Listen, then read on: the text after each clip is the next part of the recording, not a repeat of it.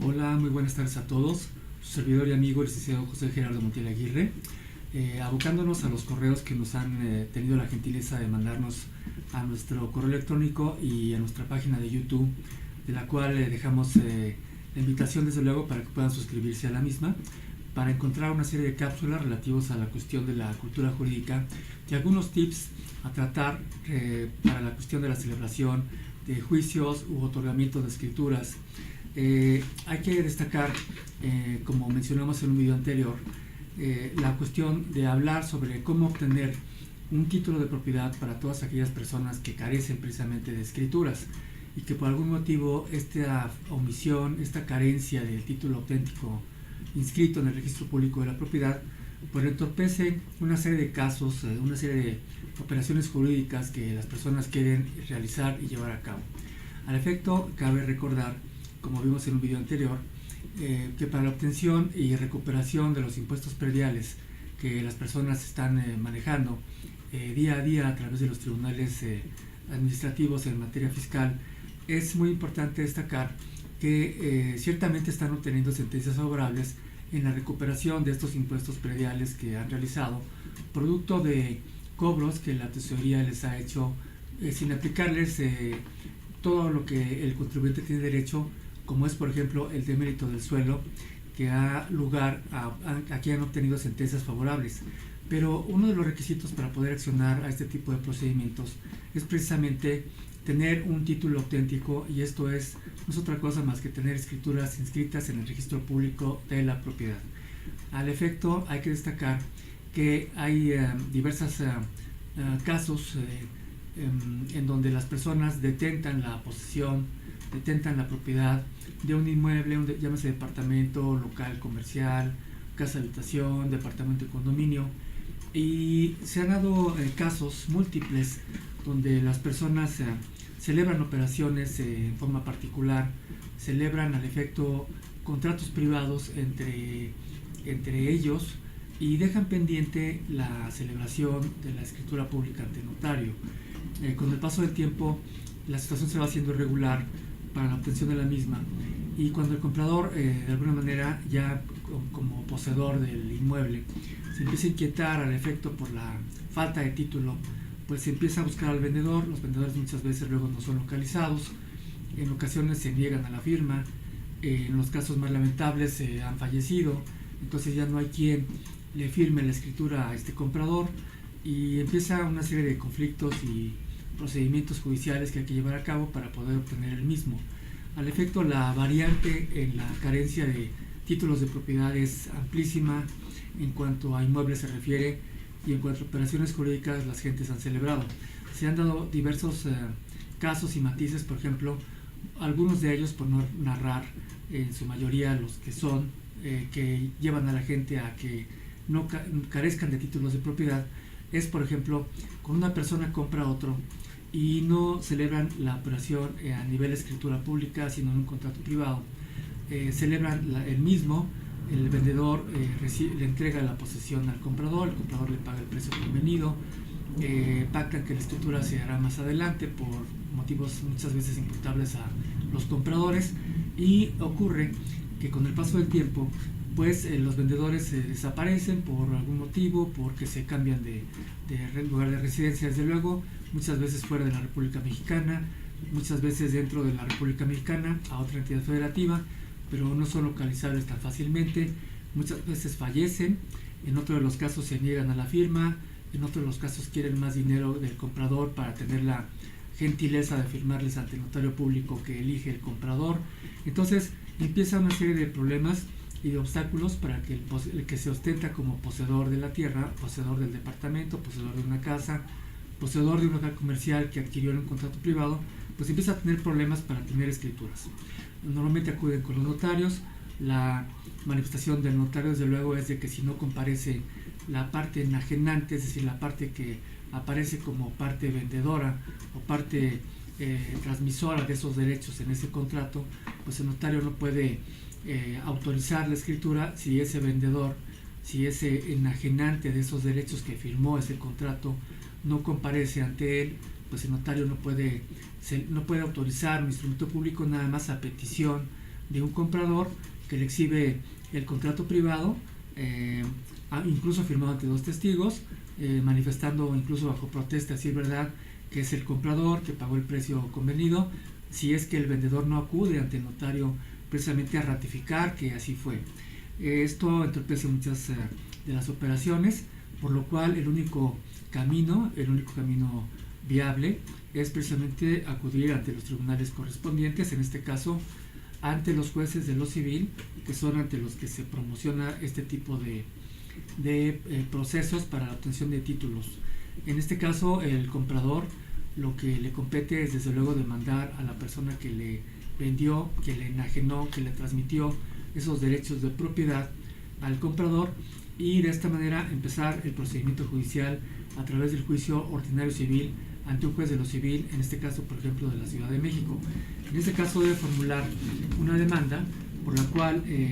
debe expresar desde luego el nombre del demandado, el domicilio que tiene el demandado para que pueda ser debidamente emplazado,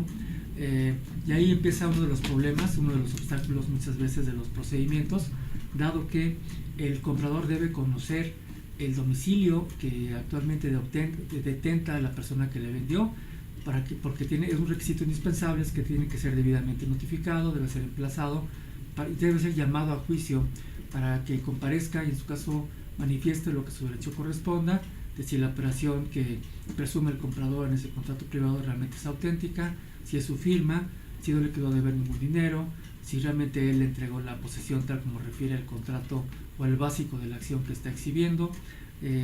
Por eso se le da, una vez que está emplazado el demandado, un término de 15 días para que éste a su vez conteste la demanda y argumente todo lo que a su derecho corresponda. Por eso el señalamiento del domicilio del demandado es importantísimo para poder llamar a este juicio ordinario civil a aquel actor, aquel demandante que está requiriendo la obtención de un título de propiedad por orden de un juez, desde luego, que así lo ordene, para que luego ya después el notario, con esa orden judicial, con esa orden de este juez en materia civil, se aboque al otorgamiento de la escritura correspondiente, pero siempre es por orden de un juez. El notario no puede intervenir a falta de un vendedor que no haya comparecido a la notaría, sino es que un juez lo ordene previo procedimiento judicial, desde luego, en el que se cumplan las causas legales del procedimiento. Una vez que el demandado presenta su demanda ante el juez de lo civil, entonces empieza el procedimiento, el juez desde luego ordena el emplazamiento al demandado, tiene que señalarse, como vimos, el domicilio, se tiene que especificar también el monto del negocio, del inmueble, del valor que tiene el mismo, para desde luego determinar que es juez competente, y también tiene que mencionar el actor en su escrito de demanda cuáles son las pruebas que va a ofrecer, tiene que publicitarlas desde luego en su demanda para que el juez tenga conocimiento de cuáles son los documentos que va a exhibir la parte actora para poder demostrar cabalmente que compró el inmueble, que le entregaron la posesión, que no quedó a deber nada, y narrar desde luego los hechos en forma sucinta, en forma clara, para decirle al juez qué fue lo que ocurrió cuando llevó a cabo esa operación, qué es lo que ocurrió cuando requirió al vendedor o a la persona que le transmitió sus derechos la negativa que ha guardado, o tal vez que no lo ha encontrado, o una serie de factores que tienen que ser narrados expresamente para que el juez tenga pleno conocimiento de lo que está ocurriendo. Y por supuesto, todas esas narraciones que la parte actora esté realizando tienen que estar sustentadas con los medios de prueba que en el juicio ordinario civil la ley señala. Uno de esos elementos de prueba, entre otros, desde luego, es la llamada prueba testimonial. La parte actora debe presentar o mencionar el nombre de 2 testigos que desde luego le consten todo lo que le ha ocurrido al vendedor con esa operación de enajenación de venta. Principalmente que sean testigos que les consten los hechos, desde luego, que normalmente son los testigos que figuran en el mismo contrato que está exhibiendo la parte accionante, la parte demandante, la parte actora ante el juez de lo civil. 2 testigos que deberán acudir a la audiencia de ley en su momento para poder corroborar en interrogatorios por cuerda separada, para que sean contestes de luego uno con otro de que el vendedor le vendió precisamente el inmueble a este comprador, de que el comprador pagó el precio, de qué inmueble se trata, cuál es la localización que tiene el mismo, desde cuándo detenta la posesión el propietario o demandante de ese inmueble, cuál fue el motivo, la causa por la cual el demandante o el actor entró en posesión del inmueble, desde cuándo y cuál es el motivo por el cual, si lo conocen, carece precisamente de título auténtico el comprador, y desde luego la razón de su dicho, es decir, por qué sabe y le consta al testigo que está declarando bajo protesta de decir verdad ante el juez de lo civil todo lo que ha narrado. Estos tipos de preguntas desde luego son similares a uno y otro testigo que el actor presenta, y esta es la llamada prueba testimonial. Desde luego el actor también puede exhibir la llamada prueba confesional a cargo del propio demandado para que comparezca el día y la hora que el juez señale a contestar o a absolver una serie de preguntas o posiciones que la ley establece. En un sobre cerrado se presentan este tipo de preguntas, por eso se llama confesional. El mismo sobre queda guardado en el seguro del juzgado, y ese sobre no se abre hasta el día de la audiencia, hasta el día del desahogo de la llamada prueba confesional, en la que tendrá que ocurrir precisamente el demandado o la demandada a contestar esas preguntas que están en ese sobre cerrado y que no se sabe, claro, por parte desde luego del demandado, cuál es su contenido hasta el mismo día de la audiencia. Estas preguntas, desde luego, cuando el actor las ofrece y cuando el demandado absolvente comparece a contestar esta serie de preguntas, las preguntas son desde luego revisadas por el juez. Revisa que no sean capciosas, que sean relativas a los hechos del caso, y de estimar las procedentes, una vez que el juez las revisa y las analiza, pues ordena que se le formulen a la persona que va a absolver o que va a contestar este tipo de preguntas. Aquí hay que destacar que en esta prueba confesional el demandado, cuando es citado personalmente a petición de la parte demandante o de la parte actora, no puede ocurrir representado por un apoderado, porque el actor, al solicitar que se desahogue de forma personalísima por la parte demandada, esto es suficiente para que el demandado no mande un abogado a contestar por él este tipo de prueba confesional. Tiene que acudir personalmente a absolver o contestar este tipo de preguntas que se contienen en ese sobre, apercibido que si no lo hace, pues serán tomados en sentido afirmativo,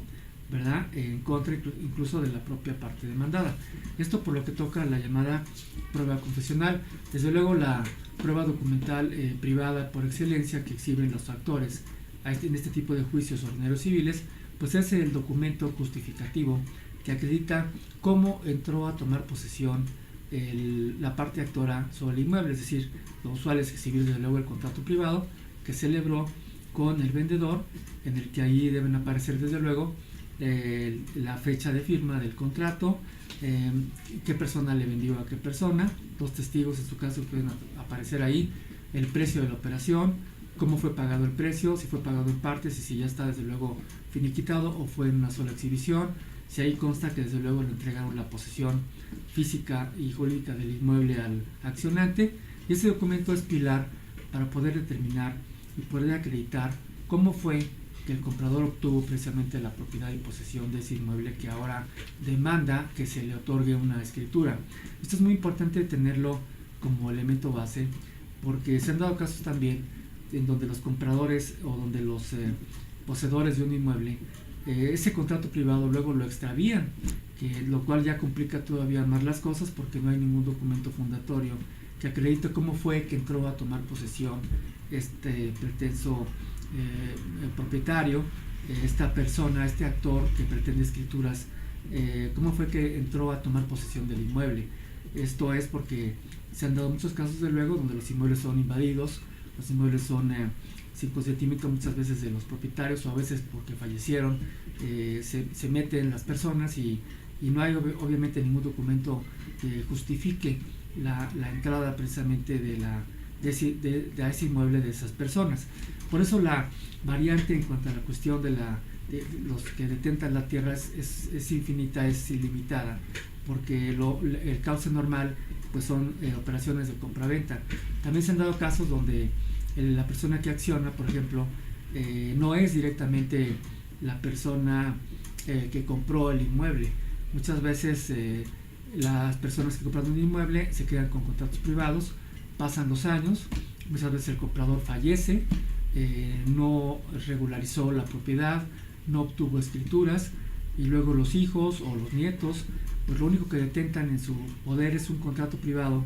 que acredita cómo fue que el padre o el abuelo entró en posesión de esos derechos de propiedad, que no es una escritura sino un contrato privado, por lo cual se complica más, un poco más la obtención del título. No es que sea imposible, pero hay que hacer una serie de trámites extraordinarios, como por ejemplo la cuestión de la aplicación de la herencia. Esto es muy importante. En una cápsula anterior hablamos precisamente de la importancia que tiene la aceptación de la calidad de herederos y de legatarios en su caso y albaceas cuando hay un testamento, y cuando no lo hay, cuál es la importancia y la necesidad de denunciar los juicios intestamentarios ante un juez de lo familiar para que los parientes más próximos o los parientes que los hijos, por ejemplo, y el cónyuge puedan ser declarados herederos legítimos por parte de un juez de lo familiar, y de esa manera puedan tener, después del procedimiento sucesorio, la personalidad jurídica, para que con esa personalidad jurídica puedan accionar el otorgamiento y firma de escritura pública. Esto es muy importante tomarlo en cuenta, porque muchas veces los contratos privados celebrados por un comprador, el comprador en vida pues no hace nada por diversos motivos, dejan las cosas así, no se regularizan las propiedades, fallece el comprador, nunca obtuvo ninguna escritura pública ante notario. Entonces esta tramitología se pasa a la sucesión, es decir, no se puede saltar en forma automática. No pueden los hijos del comprador o los parientes del comprador en automático, exhibiendo ese contrato simplemente por detentar la posesión, demandar al que aparece en el contrato como parte vendedora el otorgamiento y firma de escritura pública, porque no se sabe quién es la sucesión del finado. Es decir, cuando una persona compra un inmueble y no celebra la escritura y celebra nada más un contrato privado, lo cual la ley de alguna manera desde luego reconoce a favor del comprador, pero no firma la escritura, no alcanza a regularizar, no alcanza a protocolizar ese contrato privado ante el notario público, pues entonces fallece la persona y no se sabe quiénes son sus herederos. Es decir, una cosa es que los hijos o los sobrinos o los nietos detenten una propiedad, detenten la posesión de un inmueble, pero esto no significa que sean los herederos legítimos del titular registral, es decir, o de la persona sobre todo que compró el inmueble. Esto es muy importante, porque si esta persona que compró el inmueble en ese contrato privado celebró, vamos a presumir, un testamento, y en ese testamento, por decirlo de alguna manera, nombró como heredero, vamos a poner a su vecino o a otro hijo diverso de los que están ocupando el inmueble, pues genera un conflicto más, porque los que están detentando la posesión del inmueble, aunque tengan el contrato original celebrado por el papá o el abuelo que nunca escrituró, pues no son los facultados para poder demandar el otorgamiento y firma de escritura pública ante un juez de lo civil, sino que le corresponde al heredero designado en ese testamento, aunque ese heredero nunca haya ocupado ese inmueble, aunque ese heredero nunca haya pagado el impuesto predial o los demás derechos que ocasiona precisamente detentar esa propiedad. Por eso es muy importante tener en cuenta que los que deben accionar en estos casos son los herederos legítimos, es decir, esto siempre y cuando el comprador que aparece en el contrato privado haya fallecido. Se tiene que dilucidar, se tiene que llegar a la certeza de quiénes son los herederos instituidos por esa persona, aunque se haya quedado con un contrato privado, porque esos herederos instituidos en ese contrato son los únicos que pueden demandar, una vez que previa aceptación de herencia se realiza, pueden realizar la demanda de otorgamiento y firma de escritura pública ante un juez de lo civil. O bien, si esa persona que compró y aparece en ese contrato privado fallece y no hizo testamento, pues entonces tiene que denunciarse el juicio intestamentario para que el juez de lo familiar declare como herederos legítimos por sucesión, desde luego a los hijos, si es que los hay, a la cónyuge, y de esa manera, una vez que son declarados herederos legítimos y tienen lo que se llama la personalidad jurídica como tales, y se dicta sentencia así, entonces ya pueden iniciar el juicio de otorgamiento y firma de escritura pública a aquella persona que le vendió al finado. es decir, para que esa persona entonces le escriture la sucesión de ese finado comprador. Es así como debe manejarse cuando la persona que aparece en el contrato privado pues falleció o de alguna manera haya otorgado testamento o no haya hecho testamento. Los herederos son los que tienen que promover, o los, ya sea herederos legítimos o herederos testamentarios. Cuando afortunadamente, bueno, el comprador no fallece y es él directamente al que le compete demandar el otorgamiento y firma de escritura pública, pues tiene que cumplir con estos requisitos que habíamos señalado, que es entablar la demanda ante un juez de lo civil, demandando a su vendedor, demandando el otorgamiento y firma de escritura pública, exhibiendo las probanzas que ya narramos, entre otras, desde luego, que la ley señala, para efecto de que pueda obtener una sentencia favorable y pueda tener un reconocimiento de que esa operación es válida, y desde luego una sentencia donde el juez condene a la parte vendedora a firmar ante notario público que elija a la parte compradora la escritura pública correspondiente, y de esa manera, previo pago y atención de los impuestos que genera esta operación, se mete al registro público de la propiedad, y entonces ya el comprador que aparece en ese contrato privado pues ya aparezca como titular ante el registro público.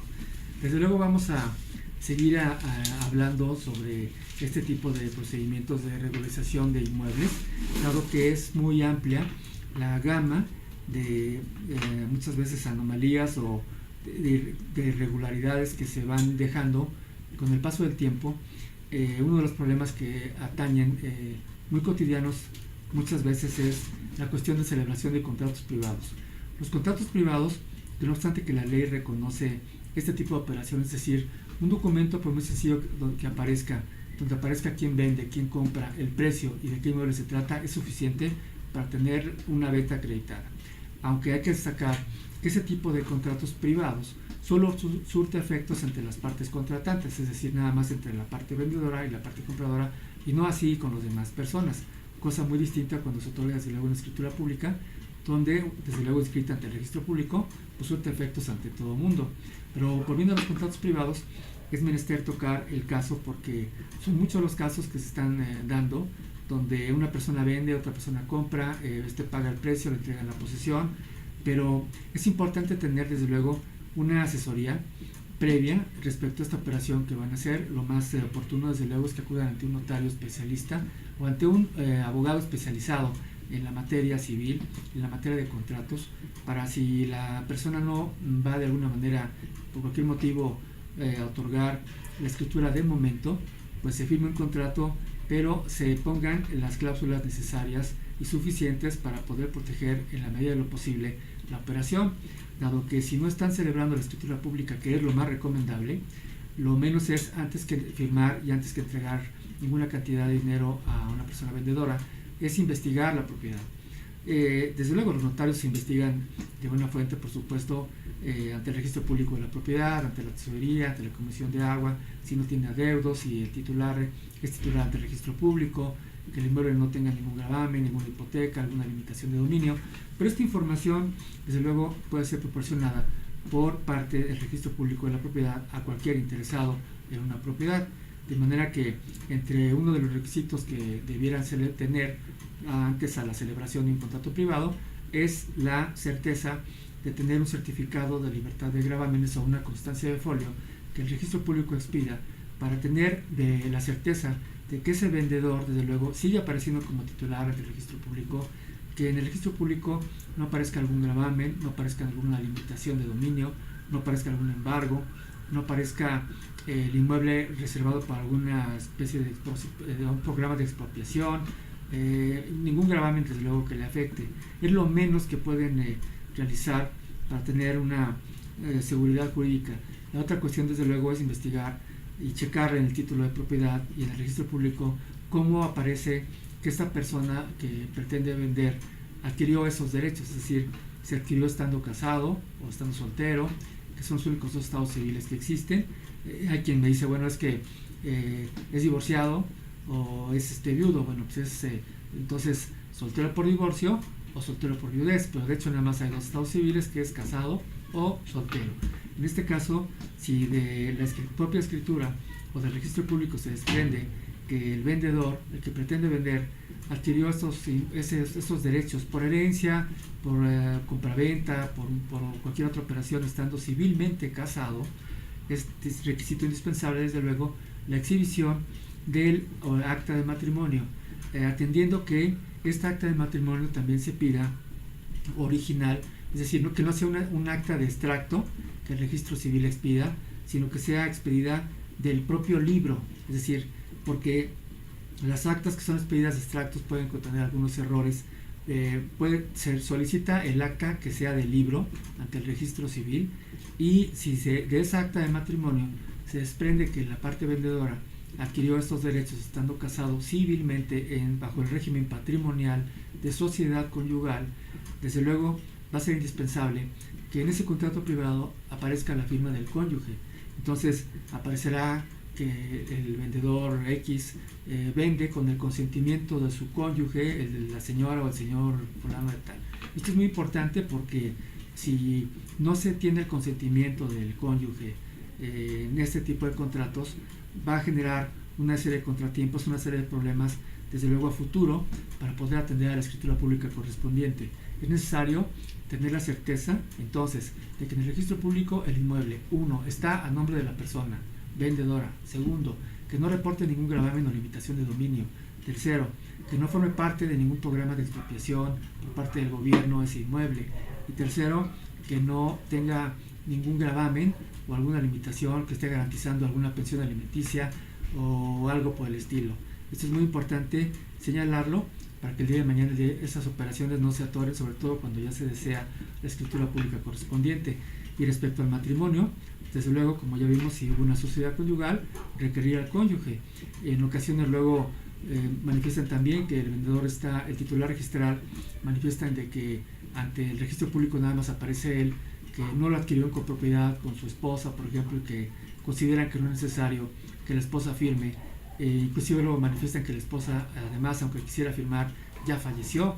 Entonces la recomendación desde luego sería no atender esa operación hasta tanto entonces no se regularice la sucesión de ese cónyuge finado, para que se declaren herederos legítimos de ese cónyuge, y esos herederos legítimos de ese cónyuge ocupen la titularidad del cónyuge finado, y entonces comparezcan a la firma con el vendedor en ese contrato privado o ya sea en la escritura pública. Estas son algunas sugerencias, de luego, que se realizan y se puntualizan. Vamos a seguir atendiendo a otro tipo de particularidades que se dan en este tipo de operaciones de enajenación de inmuebles, que deben tenerse muy en cuenta para evitar, desde luego, futuros contratiempos, futuros litigios, futuras pérdidas de tiempo, sobre todo, y lo más grave, consecuencias, desde luego, jurídicas que pueden ser desastrosas cuando no se cumplen con los requisitos mínimos que la ley establece para poder celebrar una operación a nivel de enajenación de inmuebles, donde la sugerencia práctica, desde luego, es acudir con un notario para que éste vigile, desde luego, toda la atención que la escritura necesita, con todos los requisitos que desde luego ya conoce, y para darse la certeza jurídica necesaria. Pero cuando por cualquier motivo las partes insisten en celebrar alguna operación, pero a nivel contrato privado, por cualquier motivo, por falta de recursos, por una serie de circunstancias muy particulares de las gentes, destacar que lo menos que pueden hacer es el chequeo registral y desde luego la cuestión del estado civil de la persona vendedora para poder atender a una operación de tipo privado, y desde luego no dejar pasar mucho tiempo y tratar de escriturar a la verdad posible, porque como ya vimos se pueden dar muchas variantes, se pueden dar muchos contratiempos, que son que el vendedor llegue a fallecer, que el vendedor desaparezca por algún motivo, que ya no se sepa dónde localizarlo, inclusive ni siquiera para emplazarlo a juicio, para que el juez, en caso de no comparecer, firme en rebeldía, porque estos procedimientos que ya vimos que permiten desde luego la obtención para un título de propiedad por orden de un juez, para que un notario la prepare, es desde luego un requisito indispensable saber el domicilio del demandado. Cuando no se tiene este domicilio por cualquier motivo, entonces se va a ordenar desde luego que la localización del mismo a través de diversos oficios que la autoridad judicial puede mandar al IFE o al INE, puede mandar a Hacienda, puede mandar a la Comisión Federal de Electricidad, puede mandar a Telmex, puede mandar a una serie de instituciones que guardan precisamente domicilios de las personas para que cada una de ellas informe al juez que esté conociendo el asunto si existe algún domicilio registrado de esta persona, y de ser así, ahí acuda precisamente el actuario adscrito al juzgado a emplazar al demandado. Esto es muy importante porque mientras el demandado no esté debidamente emplazado, pues el juicio no prospera, aun cuando el poseedor del inmueble haya vivido ahí 40 años, ¿verdad? Si no hay un domicilio y no hay un emplazamiento a este demandado, pues el juicio no puede prosperar, y ya no hablemos de que desde luego se descubra desde luego que este vendedor pues falleció, ¿verdad? Entonces tendría que realizarse los trámites previos de sucesión para que entonces el juicio se enderece en contra de la sucesión de la persona que enajenó ese inmueble, de la persona que vendió esos derechos. Todos estos requisitos son los que conforman una gama diversa, precisamente así como tantos inmuebles hay para poder escriturar. Por eso la sugerencia, desde luego, práctica es que antes de cerrar cualquier operación, desde luego se investigue en el registro público, se tenga la certeza ante un abogado especialista en materia civil, que puede preparar el contrato, desde luego atender por supuesto a la escritura pública, que es lo recomendable para efecto de que puedan celebrarla ante la fe de un notario, puede inscribirse en el registro público y de esa manera pues ya pueda tener el comprador la certeza de que su título pues es cierto, es seguro, y pues ya puede hacer una serie de trámites a futuro como son una aplicación de herencia, una venta, cambiar el inmueble por otro, en fin, todo lo que desea hacer. Hasta aquí vamos a dejar esta cápsula. Desde luego vamos a seguir ahondando por lo que toca a este tipo de procedimientos de juicios ordinarios civiles en materia de otorgamientos de escrituras, y también vamos a ahondar desde luego por lo que toca a las mismas escrituras, cuáles son los requisitos que los notarios exigen para poder atender a una venta, a una donación, a una herencia, cuáles son los documentos que solicitan, cuáles son los costos en su caso que se manejan en materia de sucesiones, en materia de compraventas, que los notarios conforme a un arancel que está expedido deben cobrar y no más de lo que ahí aparece, cuáles son el comportamiento y la actitud que el notario debe guardar y debe tener desde luego cuando se celebra una operación ante su fe, cuáles son los lineamientos que debe guardar y que desde luego el interesado debe conocer para que se le apliquen, y si no, desde luego exigirlos para que pueda tener una operación y una certeza jurídica suficiente y necesaria con esa escritura que está firmando y que desde luego se le va a atender. Hasta aquí vamos a dejar esta cápsula y vamos a seguir ahondando respecto a estas inquietudes que existen sobre la cuestión de los contratos privados, de algunas sugerencias prácticas desde luego para que las operaciones pues no trasciendan en problemas y puedan tener el mínimo de riesgos desde luego al celebrarse las mismas, y pueda esto ser de utilidad para todos ustedes en las operaciones jurídicas que realicen día con día en materia inmobiliaria. Hasta aquí vamos a dejar esta cápsula del día de hoy, desde luego agradeciendo su atención y nuestra recomendación desde luego, si lo desean, de inscribirse en nuestro canal donde encontrarán otro tipo de cápsulas relativas a las cuestiones, sugerencias en materia inmobiliaria, en materia de sucesiones, en materia de herencias, en materia de derechos de autor y próximamente en materia de derecho laboral y de juicios penales, orales, que también vamos a manejar en ese sentido, y sobre todo los juicios también en materia familiar, en materia de oralidad, que están también afectando a los mismos, y hasta aquí dejando que sea de utilidad para todos ustedes y a sus apreciables órdenes, donde aparecerá desde luego nuestro correo para cualquier duda, sugerencia, de las cuales de antemano se les agradece muchísimo para poder atender a todas ellas. Hasta aquí vamos a dejar esto. Su servidor y amigo, el licenciado José Gerardo Montiel Aguirre. Muchas gracias por todo. Muy buenas tardes.